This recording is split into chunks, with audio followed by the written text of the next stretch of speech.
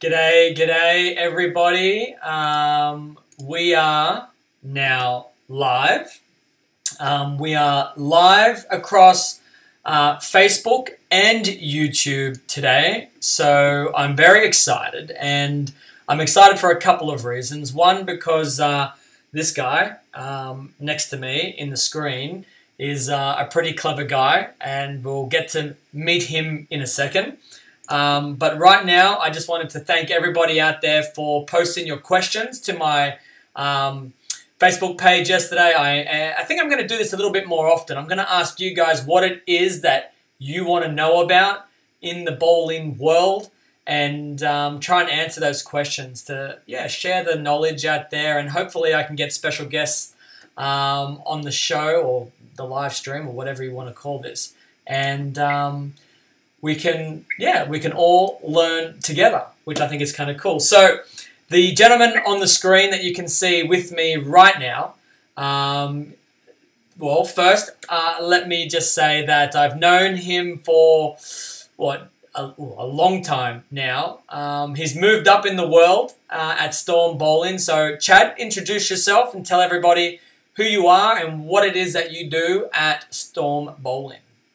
Sure. Hey, this is really cool, Jason. Major props for putting this on.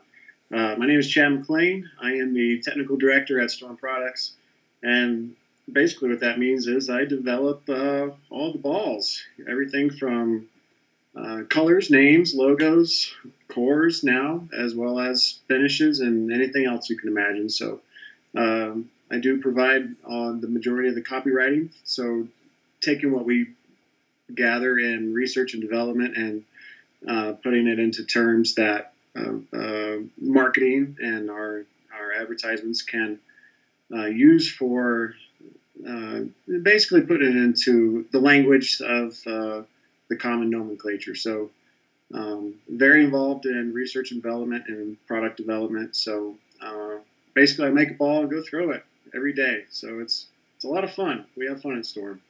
Yeah, I see. I follow you on social media as well, in particular on Instagram. What is your Instagram handle for everybody out there? The Bowling Chad. The Bowling Chad. And one of the things I love watching is when you do a little testing, on the lanes at Storm.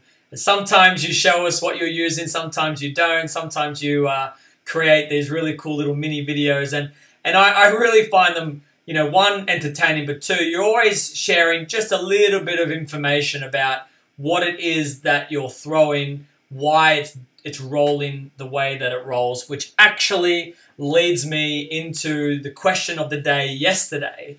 And that question was from Lucas Rab. And Lucas asks, and I figured I could answer this, but why not go straight to the horse's mouth and get the official answer from Storm Bowling. And his question, Rab's question, is, can you explain what the differential and RG of a bowling ball does? Can you explain the exact effects of its ball motion and how you can use that for what types of conditions certain balls might be good for? So there's a few questions in there, and we can maybe break it down by starting with, explain what differential and RG of a bowling ball is, Chad. Okay, so simply put, RG is when a ball hooks, and our differential is a measure of how much a ball hooks.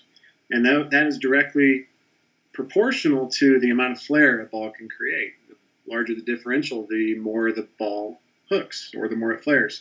RG is a measurement of how fast a ball revs up. So the lower the RG, and we have limits that we can put on a bowling ball during the manufacturing process. The lowest RG that we're able to produce right now is about 247. The highest RG, well, there's no upper limit to the RG.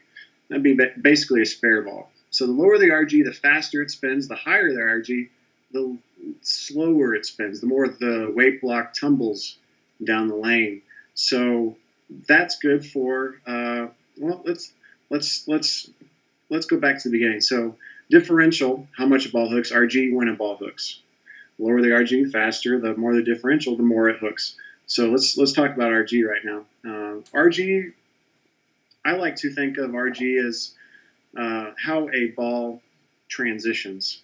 Does a ball transition slow? Does a ball transition fast? Is it more blended or is it more snappy, off the spot? So a ball that is a lower RG, smoother rolling would be something like an IQ Tour. It's a great benchmark sort of ball when the lane conditions are flat and you don't have much room for errors. So it's usually the first type of ball that's out of your bag. You want something that reads the lane a little bit sooner rather than later, because think of yourself as playing darts, and the target you're trying to ultimately get to in bowling is the break point. And the break point is by the definition, is the point furthest to the right at the end of the pattern that the ball travels before it starts coming back to the pocket. So that's in some cases that could be 50 feet down the lane, depending on how long the oil pattern is.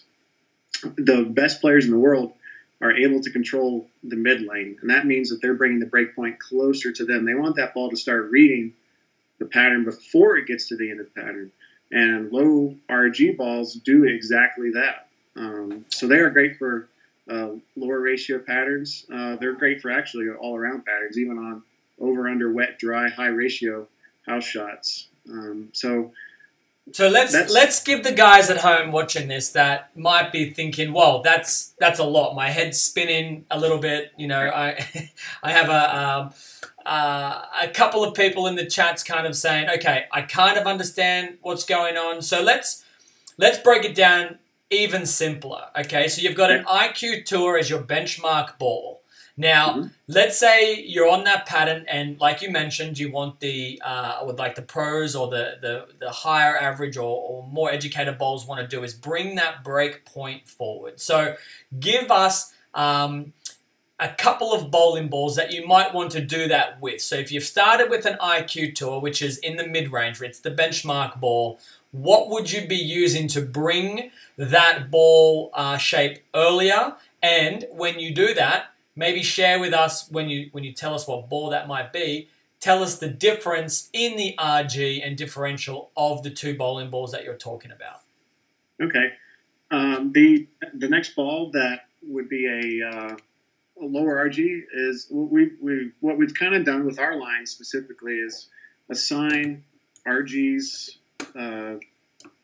to specific lines. So everything in the Thunder line would be a high RG. Everything in the Master line would typically be a lower RG type of rolling ball.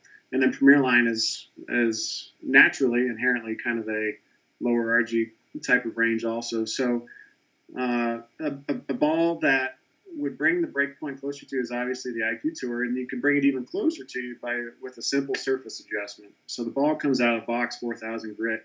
If you need something that picks up even sooner, bring it down to 2,000, bring it down to 1,000. During our testing, we actually didn't see too much difference between a 3,000 and a 4,000 grit pad finish, namely in an IQ Tour. So another ball that would be good to bring the break point even closer to would be the Sonic. It's one of the newest releases from Storm.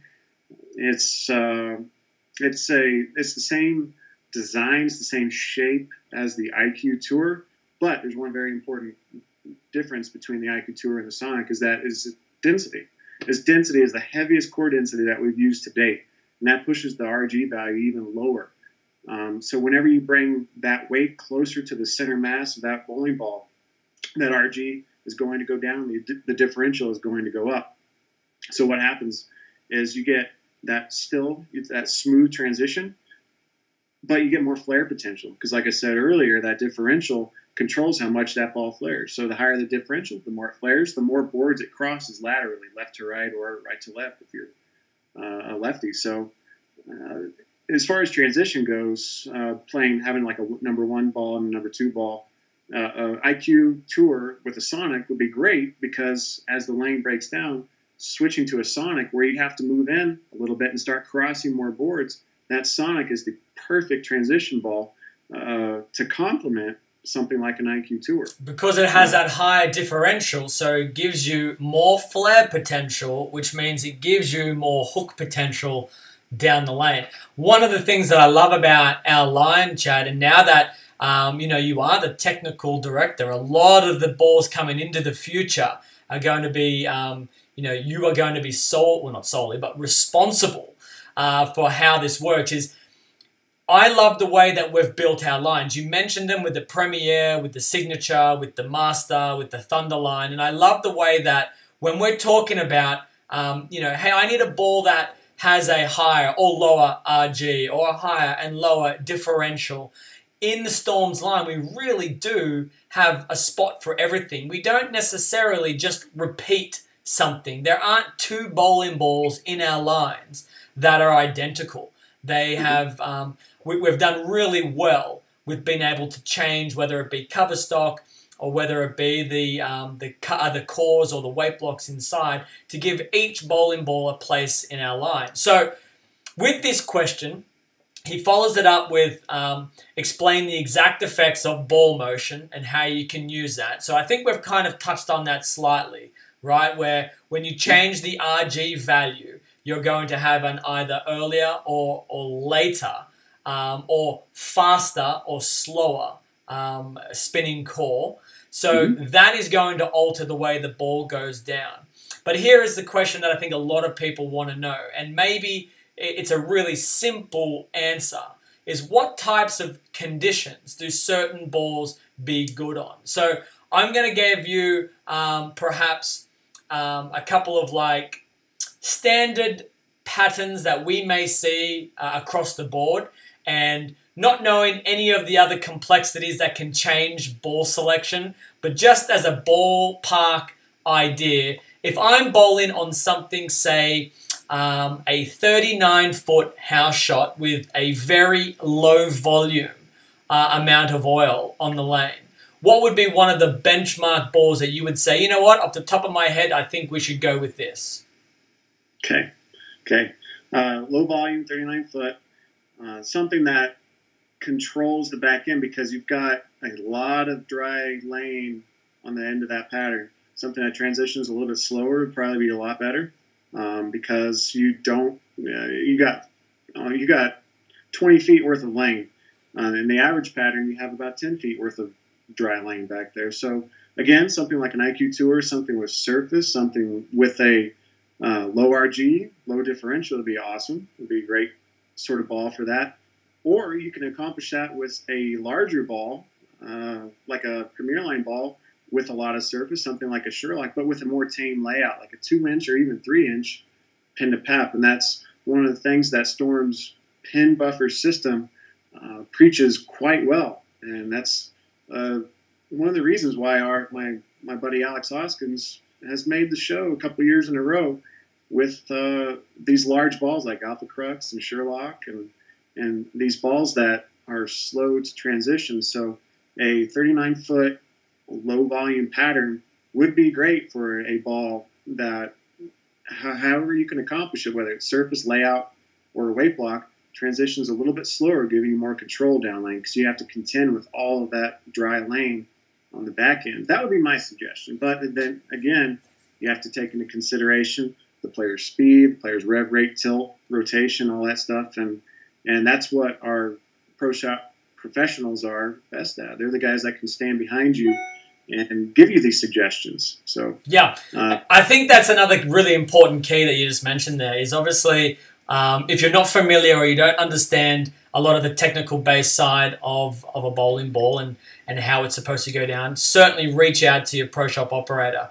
They're going to know how you throw the ball, they're going to watch you throw the ball, and they're going to give you, we hope, give you a Storm bowling ball that fits to your game. Okay, so we've got 39 feet. Now let's say we're bowling on something super long with a lot of oil. What are we looking at doing? Again, let's just think about the average player out there. You've got a 45 feet house shot that has a lot of volume down the lane. What are we getting that person into? Okay, so now we really, really, really need to have that ball see friction as early as possible. Okay, so any balls in Storm's lineup that have that nanotechnology, like a Sherlock, Phase 2 is a great ball that's symmetrical for our friends that like symmetrical options. Now, that would be balls that have higher porosities, higher places for that oil to go, higher oil displacement.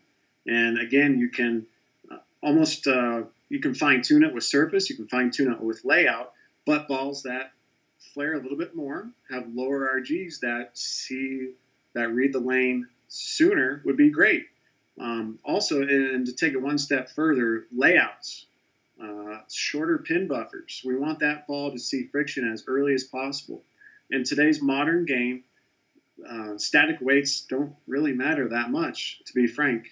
Now, the differentials and RGs take precedent over static weights. So finger weight, thumb weight, side weight, negative weight, positive weight, all that weight doesn't really much matter. So having a ball with a shorter transition period, with a shorter pin buffer, and to put it into less technical terms, pin up. You're going to see shorter pin buffers that are above the fingers.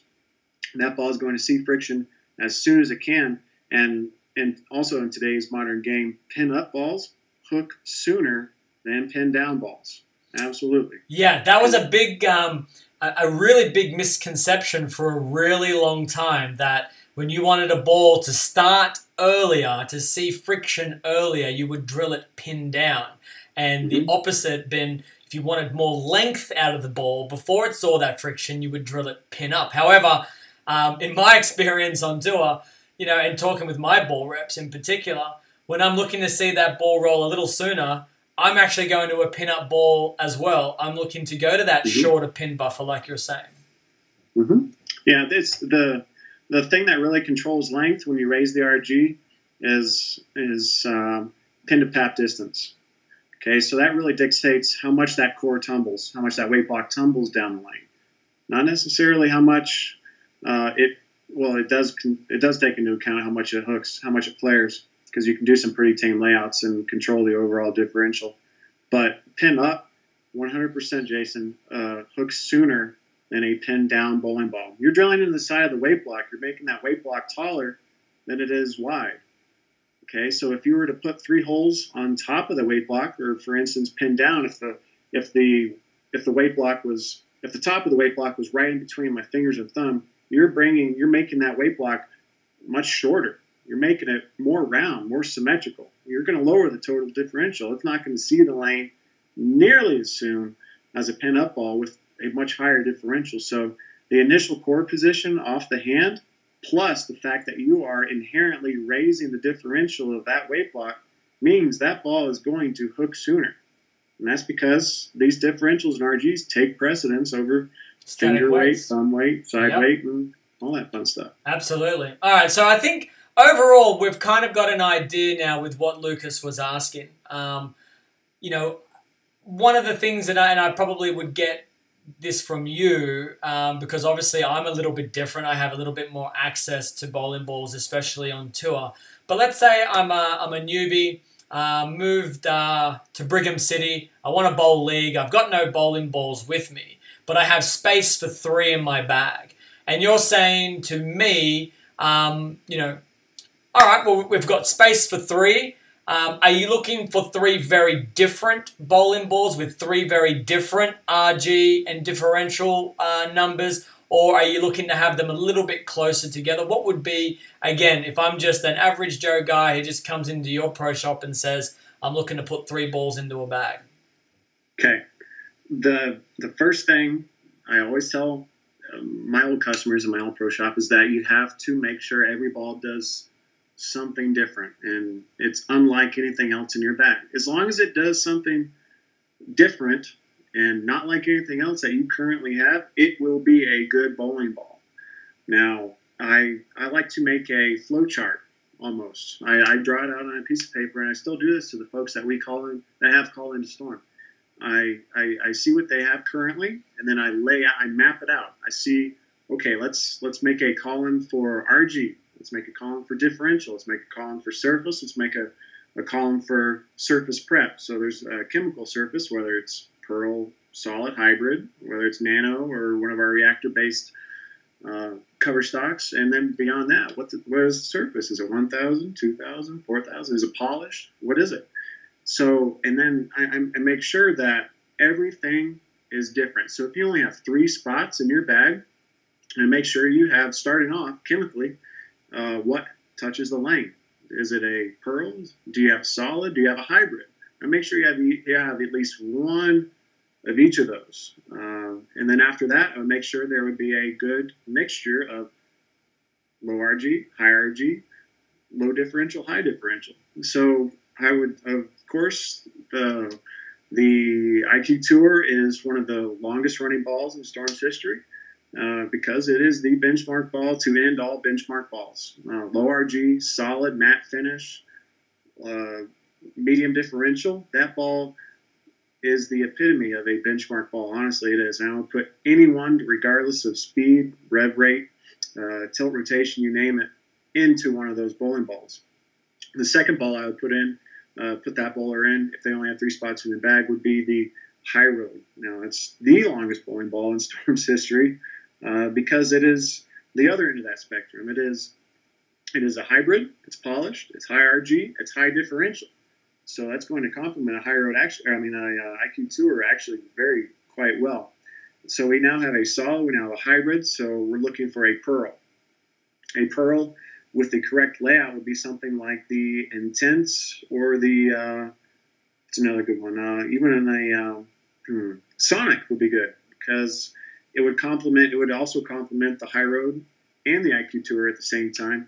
It kind of, and I like to use this analogy in my seminars and everything, if a High Road and a IQ Tour were to get married and have children, its progeny would be a Sonic.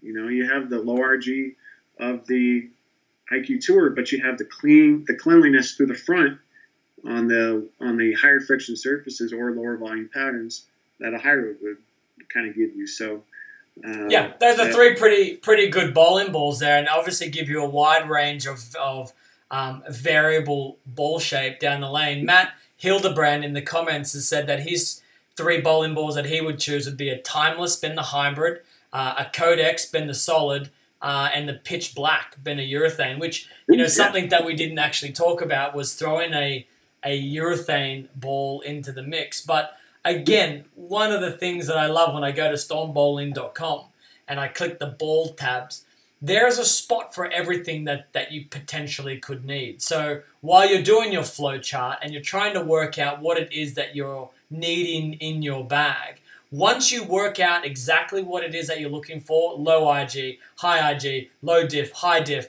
pearl, hybrid, solid, urethane, there is a ball in our line or in any of those lines that are going to fit that mold. It's actually one of the things, and I know I might sound a little biased here, Chad, but it's one of the things that I loved working with you on Timeless and Drive, was that we had such a really strong line of bowling balls to start with.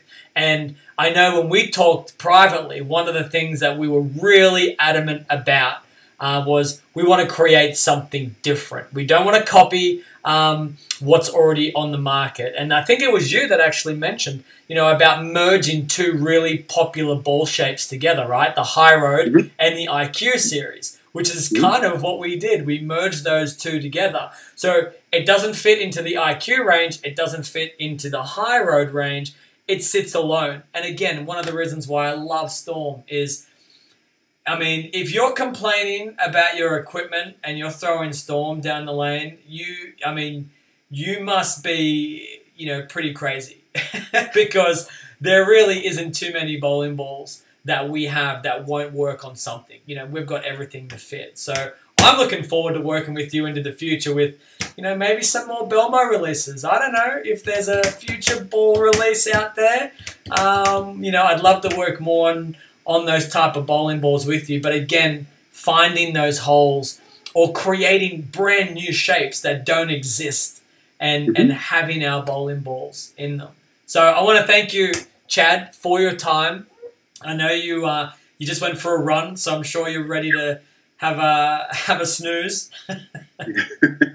We're actually we're training our team. Our office team is training for a 200-mile marathon here through the Wasatch Front in Utah. So 200-mile relay race. It's Right. going to be, and that's coming in a couple of weeks. So all of us have been running our butts off. You know, I'm pretty sure Storm has more than 200 employees. So if you really got everyone, not just the office, but you got everyone. You got everyone there. You know, maybe you'd only have to run a mile, which wouldn't be so bad after all. But all right, a 200-mile relay race. Chad, you're going to run a lot of that, I have a feeling. I think, you know, I've seen your Instagram pictures. You've got like an 8-pack on like your neck. All right, I'll let you go. Thank you so much for answering Lucas's question today. I know it can be really overwhelming out there, guys, hearing about differential and RG. But if you listen to what Chad is saying, make it as simple as possible. It certainly gives you a base to work with in terms of knowledge. And trust me when I tell you that the more knowledge that you have about your bowling balls, about what's inside them, why they're developed the way that they've been developed, the better it is for you to make the right choice when you buy that new ball to give you that brand new shape that's going to give you the best scores. So, Chad, say goodbye to everybody. All right, guys. Hey, just like Jason said, we really enjoy talking to our support base. So whenever you call Storm Products, you will have a human answer the phone. It's not a robot. It's not an answering machine. So please call us with all of your questions, whether it could be as techy as you want it to be. And send us an email, tech@stormbowling.com. This is our email. Someone will get back to you that day with your questions. We love our fans. We love what we do. We are the Bowlers Company, and we look forward to hearing from everyone. So, Jason, thank you for having me. This was really cool. This was a shocker to get this message while I was on my run today. So thank you for having me and doing this. And thank you, Storm Nation. No worries, mate. Cheers. Thank you, everybody. Have a good morning, afternoon, or night, wherever you are around the world. Peace. All right.